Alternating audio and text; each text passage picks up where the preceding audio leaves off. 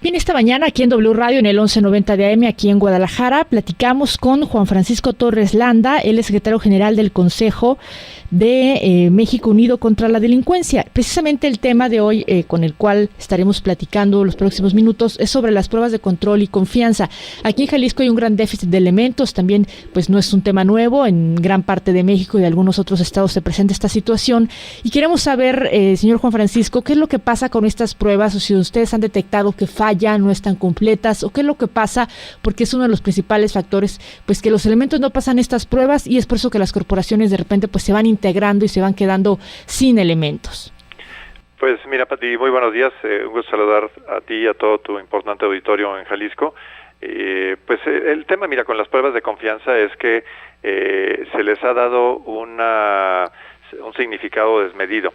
Cuando estas empezaron a hacer en el sexenio pasado, se detectó obviamente que no había un mecanismo bajo el cual se podía determinar si efectivamente los policías reunían las características mínimas para desempeñar sus funciones. De hecho, no teníamos ni siquiera un registro nacional en el que pudiera haber una identificación de quienes estaban desempeñando esos puestos. Era común, por ejemplo, que una persona que podía haberse dado de baja o incluso ser procesada penalmente en un estado, se cruzaba la frontera y se podía contratar en otro estado como policía. Esto se permitía justamente pues porque no había ningún tipo de controles, bases de datos, etcétera. En eso se avanzó y luego se determinó que este tema de las pruebas de confianza era un elemento para llevar a cabo un mejor reclutamiento. Pero como todo en estas cuestiones, lamentablemente en nuestro país somos muy dados a simplificar las cosas o a no realmente ponderar cuáles son todos los elementos.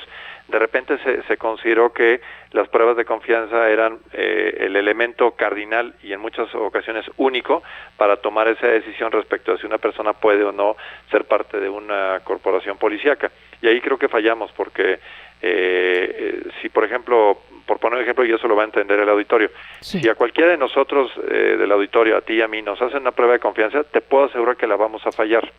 Están diseñadas para ser muy invasivas, intrusivas, es decir, con una gran un elemento, digamos, agresivo para que la persona esté en una situación comprometedora y a lo mejor va a fallar. Entonces, es normal que haya algunas fallas. Claro, hay algunos temas que son más importantes que otros y hay que ponderar.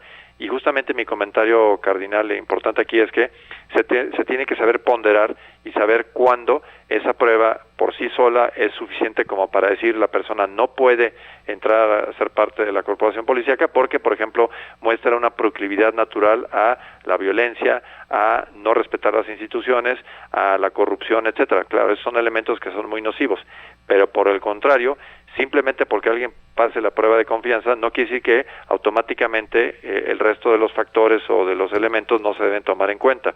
Entonces ahí es donde creo que las corporaciones han fallado y han determinado que o no los aplican y entonces tienen enormes poblaciones policíacas que nunca han pasado un examen de confianza, lo cual está mal, o tienes otras que a lo mejor tienes elementos que han sido buenos, que no tienen un registro malo en su desempeño y que sin embargo los dan de baja porque en uno de los controles de confianza a lo mejor no pasaron, en vez de analizar qué fue lo que falló y a lo mejor es tema de capacitación o tema de algún otro cuestionamiento. O sea, no se ha aplicado debidamente esta medida y repito, tanto en las omisiones completas como en las aplicaciones arbitrarias hemos tenido esta lesión.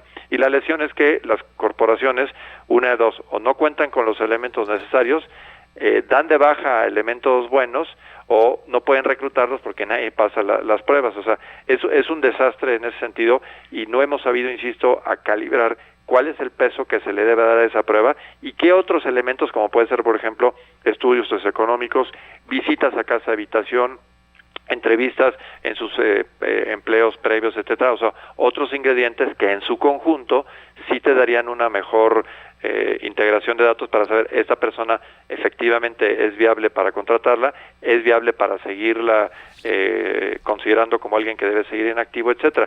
Pero no, aquí parece que queremos una solución binaria en el cual es sí o no, no lo contrato o lo doy de baja. Repito, cometiendo enormes atrocidades en un país que lo que reclama es policías confiables.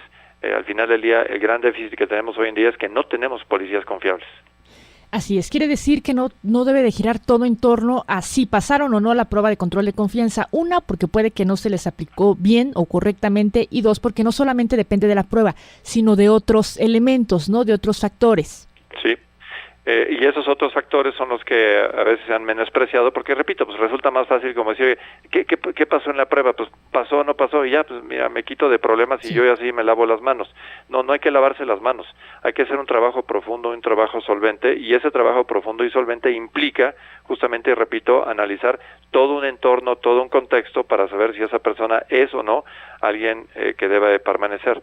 Pero no, lamentablemente no sucede así, y por eso los grandes errores que vemos hoy en día, tanto a nivel municipal, estatal e incluso a nivel federal. Además también el tema de los salarios, ¿no? Creo que también es una parte de que son salarios pues bastante bajos, los que, por ejemplo, aquí en Jalisco tenemos un municipio que se les paga pues ni 3,000 pesos al mes, son 2,000 y cacho, entonces pues son también factores que los obligan, puede ser, a inmiscuirse en otras labores para obtener más ingresos. Bueno, sin duda el que no tengamos una dignificación de la función policial que abarca, sí, hay una parte salarial que evidentemente es importante, tenemos además una dispersión salarial que va desde los rangos que tú señalas, 2,000, 3,000 pesos al mes, hasta policías federales que pueden ganar 20, 30,000 pesos. Esa dispersión que, vaya, se entiende que puede haber alguna diferencia, pero no una diferencia de ese tamaño.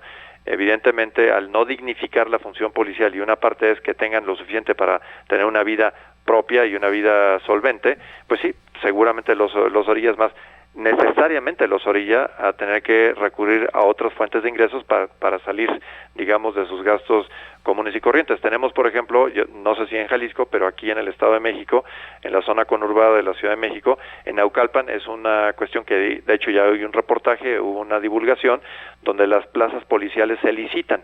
Es decir, no solamente no se hacen exámenes, sino que se licitan porque hay cruceros donde hay, digamos, mucho tráfico, entonces los policías se dedican a corromper, a extorsionar a los ciudadanos, y de esa manera recuperan, digamos, el fondo que tuvieron que haber aportado para obtener esa plaza. Imagínate lo triste de la calidad, obviamente, de impartición de seguridad que eso implica. No, ignoro si en Jalisco sucede algo similar, pero lo cierto es que si no dignificamos la función policial, si no les damos los elementos de vida, de manutención, de casa, habitación, seguros, servicios médicos, etcétera, pues no, es muy difícil que ellos hagan su tarea como todos los ciudadanos esperamos. Y de nosotros, por parte de los ciudadanos también nos toca, tenemos que tener respeto por nuestras instituciones, y la institución de autoridad más cercana que tenemos, más de proximidad, son justamente los policías. Nosotros también tenemos mucho que hacer en dignificar esa posición. Así es, que empezar, ¿no? Por la sociedad, por nosotros mismos. Juan Francisco, pues le agradezco la participación acá en Guadalajara, en W Radio. ¿Algo más que quiera agregar? Pues mira, nada más que los ciudadanos creo que tenemos en esto y en muchas otras labores importantísima responsabilidad.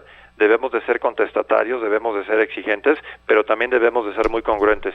No podemos exigir que las otras partes cumplan sus funciones, en este caso, por ejemplo, los policías, si nosotros no hacemos lo propio. Tenemos que tener una plena convicción de una cultura de legalidad, de obedecer las reglas mínimas en tránsito, en comunidad, digamos, en comunión con nuestras vecindades, autoridades, etcétera, porque si no podemos exigir. Yo creo que estamos hartos de corrupción, hartos de abusos, etcétera, pero nosotros no podemos ser parte del problema si no actuamos en congruencia. Y en México Unido contra la Delincuencia estamos convencidos de que sí es factible tener un país de instituciones, pero los ciudadanos tenemos que poner ese primer paso y esa muestra de ejemplo. Bien, Juan Francisco, muchísimas gracias, muy amable. Que estés muy bien, muy buenos días. Muy buenos días, es Juan Francisco Torres Landa, secretario general del Consejo de México Unido contra la Delincuencia.